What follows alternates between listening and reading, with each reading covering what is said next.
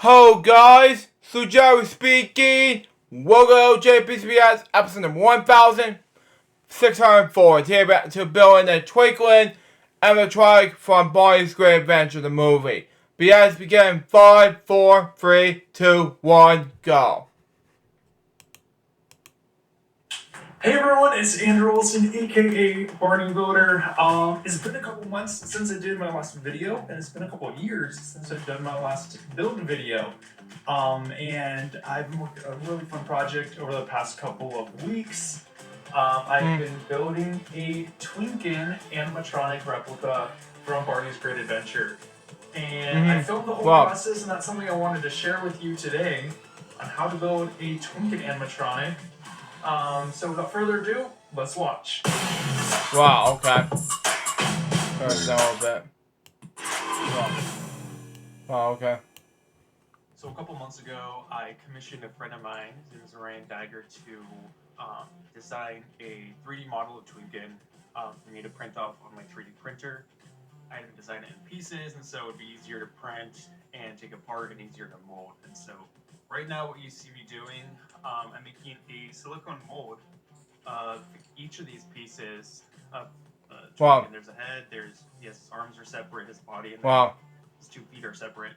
And I'm basically, for this foot that I'm molding that you see me here doing, I'm making what's called a block mold, which is basically gluing the piece you want to mold in either a little box or right here I have a container, that plastic container I'm molding in, and you go ahead and just dump silicone on top of it, and it sets pretty quickly. This is I think it took about 2 hours to cure, so it's a pretty fast acting silicone. And from there you just go ahead and slice it open with a razor and pull the foot out. And from there I'm going to be using a 2-part foaming agent to pour in there, and I'll basically have a foam duplicate of that foot now. Now for the head, and doing the same thing with the body, block mold would have been way too expensive to mold the larger pieces. To give you frame of reference, those gallon buckets of silicone right there cost me over $270, and so $270. Wow, it's a lot of money. Wow, how much money again? Closed caption. Hang on. It's a lot of money. Okay, continue on. But I decided to do a brush-on mold, which would use a lot less silicone. So basically, then I'm using a thin coat of silicone on the first layer, and I use a thickening agent in the silicone and building up a couple of layers on top of that, and just so I'm having have a little skin on it, so it's thick enough to hold up to the expanding film that I'm going to pour into with the mold.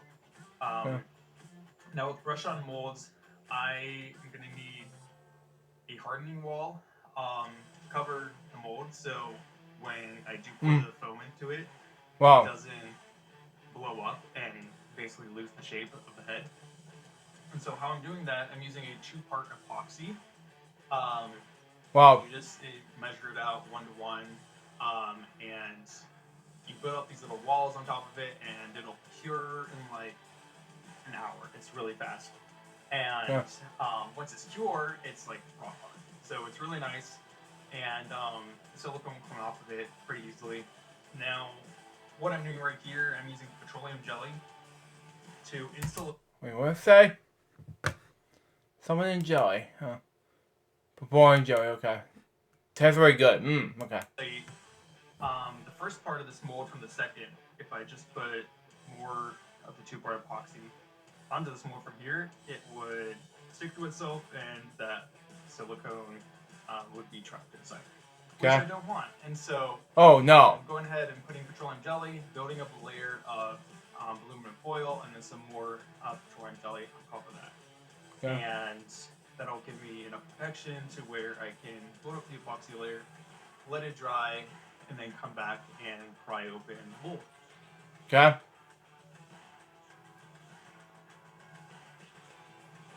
Now I'm doing the same technique I did with the head. I'm building the brush-up mold for the body, as you saw there, And now that the head is dry, I'm going ahead and prying it open.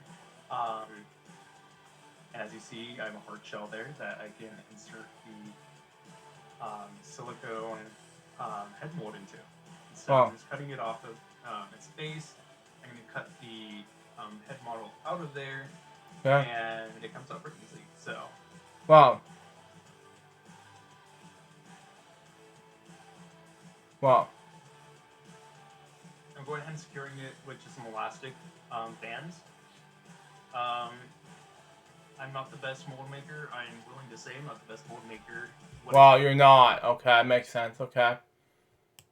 Do you want?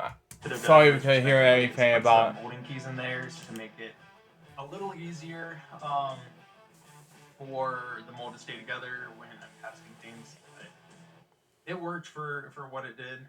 Now I'm using a product called Foam It by Smooth-On. Foam It 3, Flux Foam It 3. And it's a 2-to-1 ratio that you're mixing, and you don't need a ton because this stuff will blow up really big. And once you mix, or once the part A and part B touch each other, you basically have 30 seconds to mix as fast as you can and get it into that mold, and it'll blow up and become a really cool model like this. You'll see the foam piece I'm taking out right now. Okay. It's the perfect exact replica of the plastic model that we printed.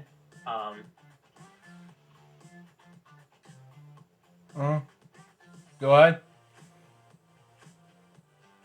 There's Twinken's head. Wow.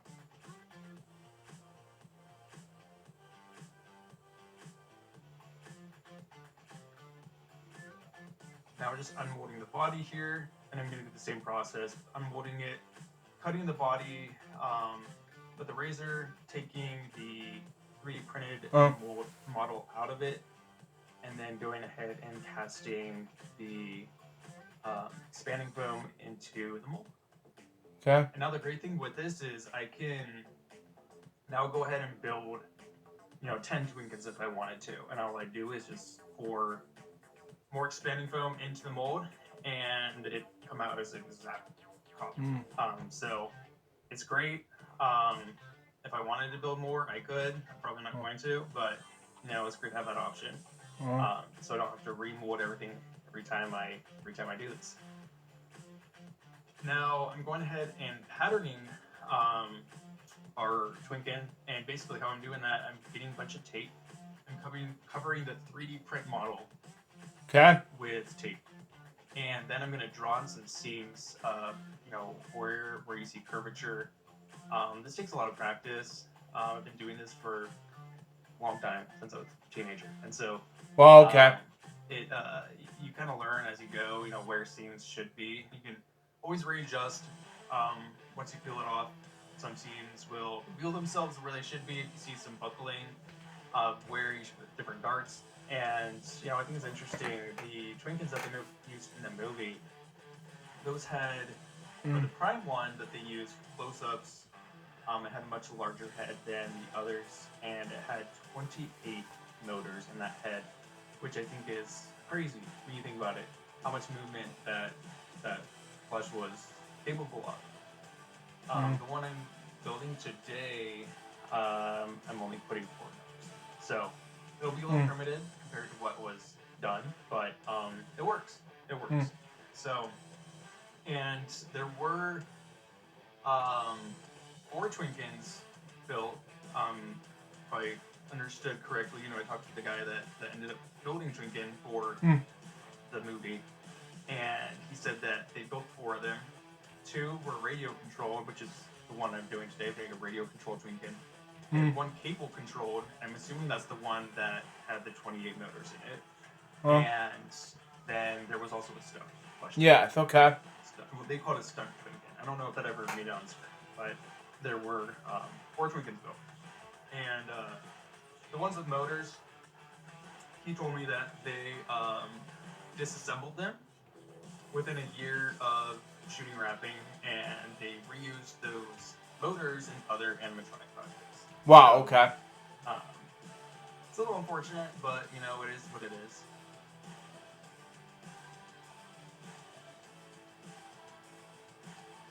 Now, initially, when I was building this replica, I wasn't planning on making it animatronic. I really had no intention. I was planning on just putting wires in it and making it posable. But Wow. halfway through the build, I remembered I built this apparatus. Oh, I don't know, 3 or 4 years ago, and I never ended up Wow. using it. And it happened to be the exact size that I needed for head movement. And so I decided, what the heck, I'm gonna do something new. I've never done an animatronic before, Okay. and so I'm gonna go ahead and try it out. And so I went ahead and hollowed out the body enough for me to put the head mechanism. And basically, you're gonna have there's two motors in there, two servos that are going to control the head. One is gonna swivel it back and forth, and the other servo is gonna move it up and down. Yeah.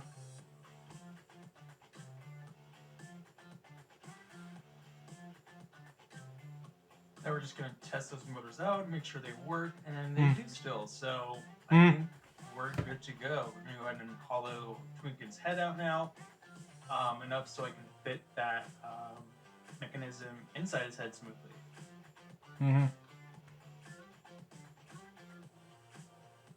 Wow, okay.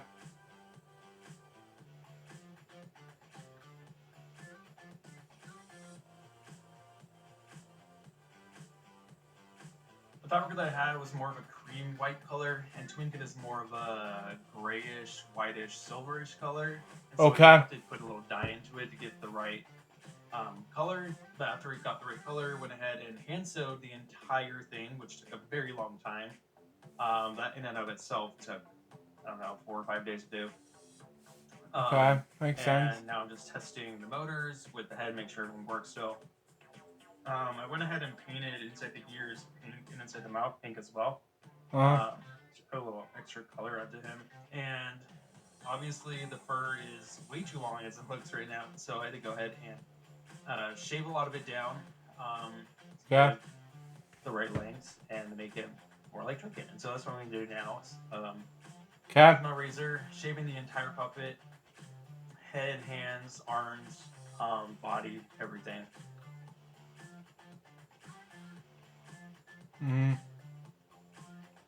Makes a whole lot of sense. Okay. Imagine him doing like, ooh, I got you, babe, ooh, and whatever. Continue anyway. Next.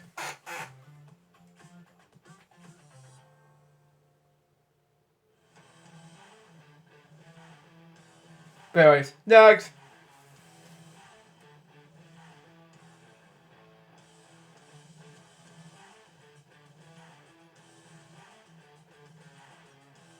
Now I know this process is really sped up, but in reality this build took a good almost 2 months from start to finish, and I spent a couple hours a night, most nights on it actually. Very time intensive build just because all those molds took forever to do, and then all the casting, hand sewing, all the detail work, all the animatronic mechanisms and everything. It was just a very, very time intensive build, but it was worth it, and it was a lot of fun. I had a really, really fun time doing it.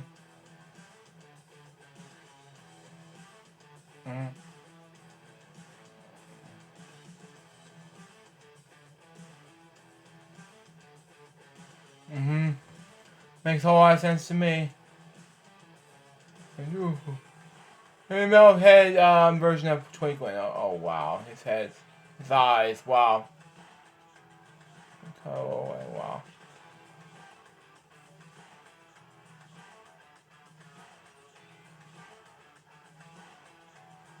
Wow. He's in. Okay. Makes sense. Wow. Okay.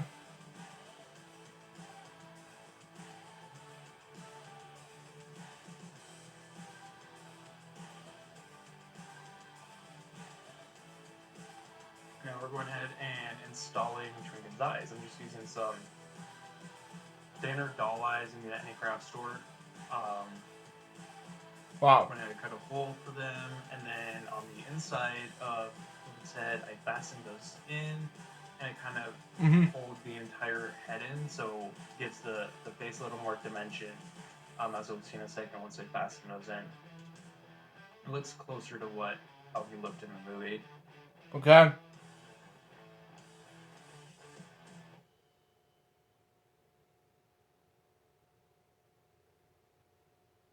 Wow. Okay.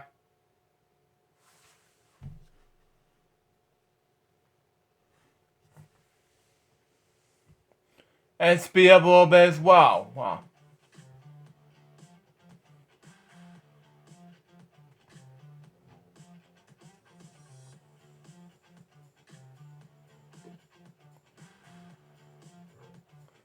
Wow. Again, I'm just doing some more detailing work on Twinken. I felt like it took a lot of hair off of him, and there was still more that needed to take off. So, Wow. it took a long time to get him looking like he should. I Wow. just went ahead and shaded around his eyes with some pastels to give a little more dimension and some shadows there. Okay.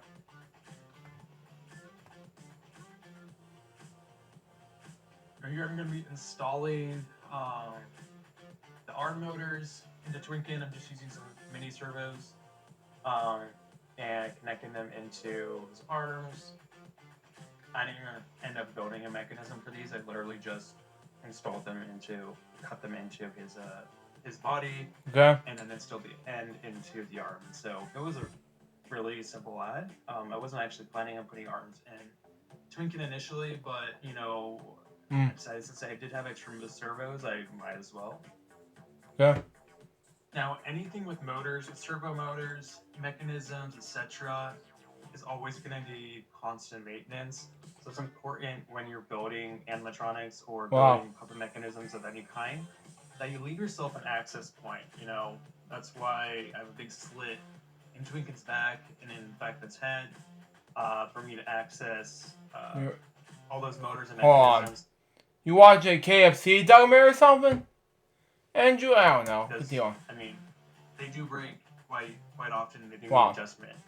So here I'm just doing some final detailing work on Twinken, giving it a little more shading, giving him a haircut, putting some hairspray on him, his hair all intact.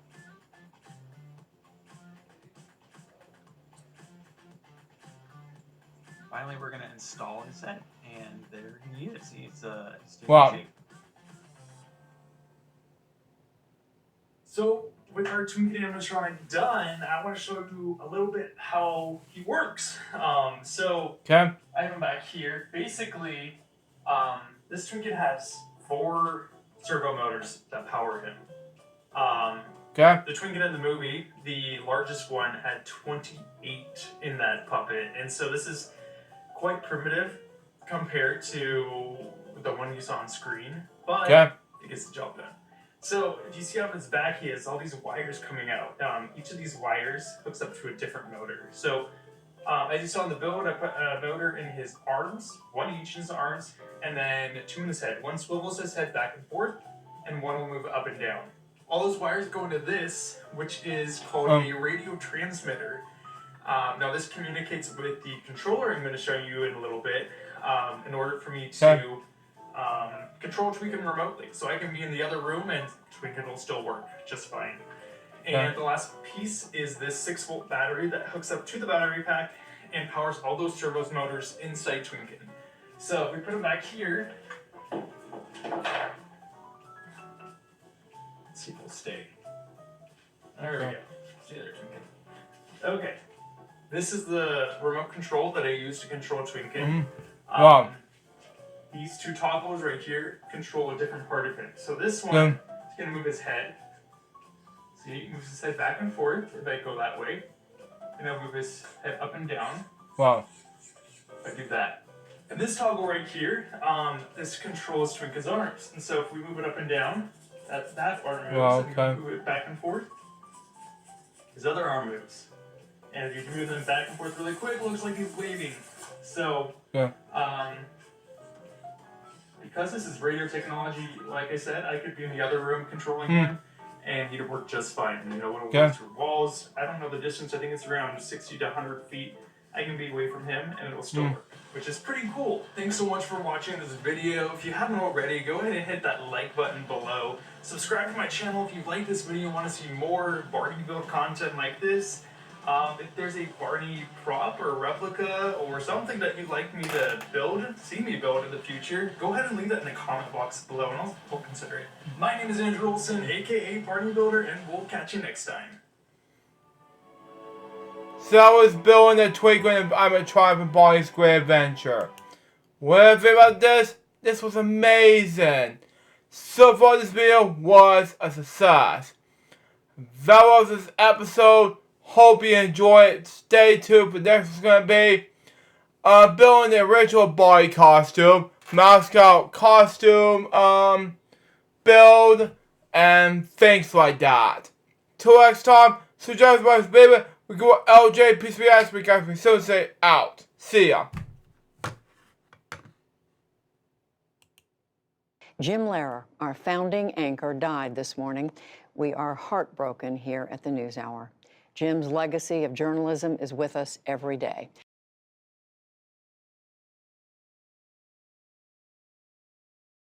Sadly, tonight, we remember our co-founder and longtime co-anchor, Robert McNeil. His partnership with his close friend, Jim Lehrer, who died in 2020, led to the creation of this program you're watching today. McNeil died early this morning at the age of 93.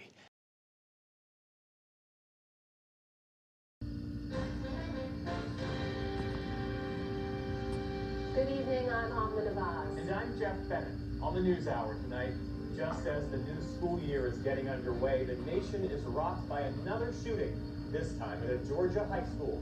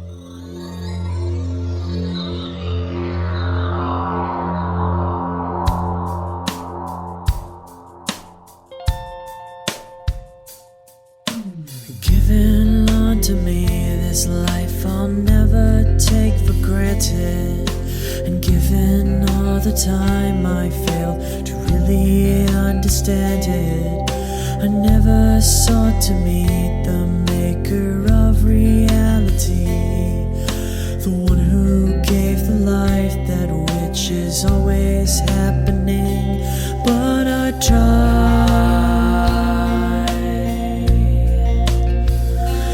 all the time.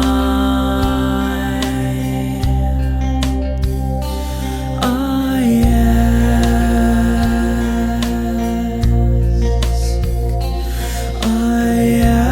ask, why me? Why was I the one to to see things as I do under the moonlight and the sun. Perception is the question and the giver holds the key. But the only worth I've ever found was in melody.